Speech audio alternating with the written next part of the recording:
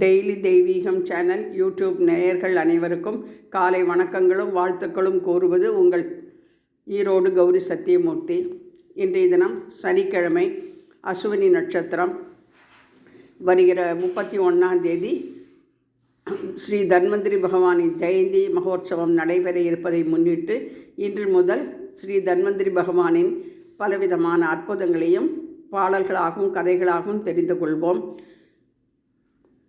18 சித்தர்கள் திருவடிகளே போற்றி, ரங்கநாயகி சமேத ரங்கநாத சுவாமினே நமோ நமக என்று சொல்லி மலர் அலங்காரம் செய்து தன்வந்திரி பகவானுக்கு வரவேற்பு.